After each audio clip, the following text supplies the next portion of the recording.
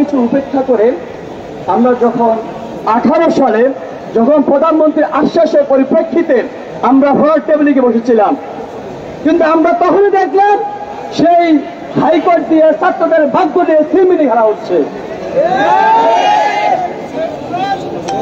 সংগ্রামী বন্ধুগণ, আমরা বলতে চাই আমাদের পেটে সেফ রাখতে পারা হয়েছে। আজকে যখন আমরা আমাদের অধিকার আদায়ের জন্য রাস্তায় নেমে এসেছি, তখন আমাদেরকে পুলিশ দিয়ে বিভিন্ন ছাত্র সংগঠন লেলিয়ে দিয়ে আমার ভাইদেরকে হামলা করা হচ্ছে, আমার ভাইদের বুকে গুলি করা হচ্ছে। কিন্তু বন্ধুগণ, আমরা স্মরণ করে দিতে চাই, যখনই এদেশের ছাত্র সমাজের ভাগ্য নিয়ে সিনেমানি খেলা হয়েছিল, এদের ছাত্র সমাজ সেটা দাঁত দাগা জবাব দিয়েছিল। আমরা কর্তৃপক্ষকে স্পষ্ট ভাষায় জানিয়ে দিতে চাই, আমরা স্মরণ করে দিতে চাই, এদেশের বুকে 52 সালে ছাত্ররা দাঁত দাগা জবাব দিয়েছিল, 69 ছাত্ররা গণ অভ্যুত্থান করেছিল, এদেশে 72-71 নামে হয়েছিল এদেশের ছাত্র সমাজ, এদেশে 18 সালে ওনাকে কবর রচনা করেছিল। বন্ধুগণ, আমরা 24 সালে আবার এসেছি, আমরা দেখেছি আমাদের দাবি নিয়ে আবার বারবার আমাদের সিনেমিনি খেলা হচ্ছে। আমাদেরকে বলা হচ্ছে আমাদেরকে বারবার হাইকোর্টের বারান্দার পায়চারি করার জন্য অপতৎপরতা জানানো হচ্ছে। কিন্তু আমরা দেখলাম গতকাল হাইকোর্ট একটা আংশিক রায় দিয়েছেন যে সরকার বা নির্বাহী বিভাগ চাইলেন এই কোটাকে পরিবর্তন করতে পারেন।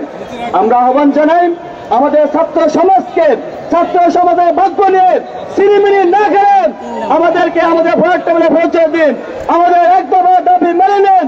আর যদি অন্যথায় আমাদের ছাত্র ভাইদের উপর হামলা করা হয়, আমাদেরকে হামলা মামলা হুলিয়ে দিয়ে ভয় দেখানো হয়, তবে আমরা আজকে শাহবাগ মঞ্চ থেকে বলতে চাই, আমরা আমাদের দাবি আদায় না পর্যন্ত পিছপা হব না।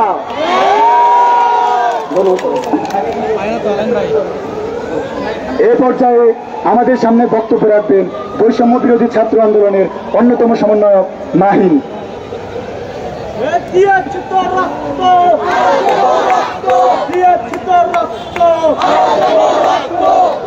সংগ্রামী বন্ধুগণ, দুঃখের কথা কি আর বলবো, কালকে আপনারা দেখেছেন, আপনারা ক্যাম্পাসের অবস্থা পর্যবেক্ষণ করেছেন, আপনারা দেখেছেন আমাদের ক্যাম্পাসে বন্যাহত কি পরিমাণ এসেছিল, তারা কেন এসেছিল, কাদের মাধ্যমে এসেছিল, আপনাদের চিনতে হবে, আপনাদের বুঝতে হবে যে যেই ছাত্র সংগঠন বা যারা আমাদের এইখানে আসার কথা, যারা আমাদের অধিকার নিয়ে কথা বলার কথা, যারা আমাদের পাশে দাঁড়ানোর কথা, তারা কিন্তু আমাদের পাশে দাঁড়ায়নি, বরঞ্চ আমার ভাইকে মারার জন্য, আমার বোনের উপর হামলা করার জন্য তারা বাইরে থেকে বাস এবং ট্রাক বোঝাই করে টোকাই ভাড়া করে নিয়ে এসেছিল।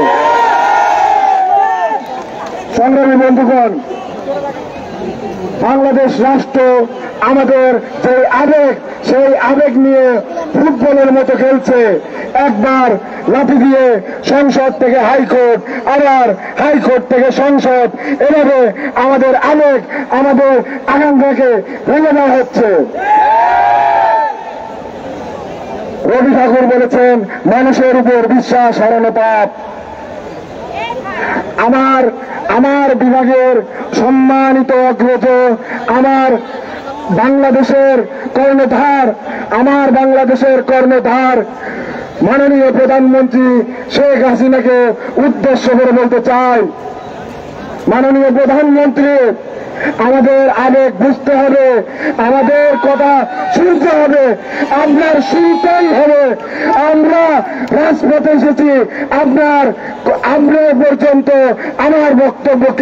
আমাদের বক্তব্যকে পৌঁছে দেওয়ার জন্য। যদি সংসদে আইন পাশ করা না হয়, তার আগে আমরা রাজপথ ছাড়ছি না। এই সংসদে আইন করো, বৈষম্য দূর করো, সংসদে আইন করো। মাননীয় প্রধানমন্ত্রী,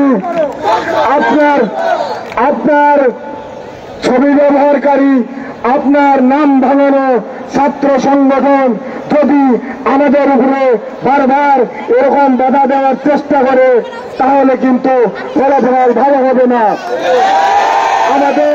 আমাদের এই সামনে যারা দাঁড়িয়ে আছে, আমাদের সামনে যারা দাঁড়িয়ে আছে, তাদের মধ্যে অনেকে আছে যারা আপনার অনুগত, যারা আপনার অনুসারী। এখানে এই আজকের আন্দোলনে সর্বদল সর্বমত সবাই এখানে এসেছে। এটা কারো একক কোনো আন্দোলন নয়। মাননীয় প্রধানমন্ত্রী যদি আমার পেটেকে লাথি মারে, তবে আমি কিন্তু বসে থাকবো না, আমি আমার অস্তিত্বের জানান অনস্বর দেব। মাননীয় প্রধানমন্ত্রী, আমাদের দাবি কিন্তু এখন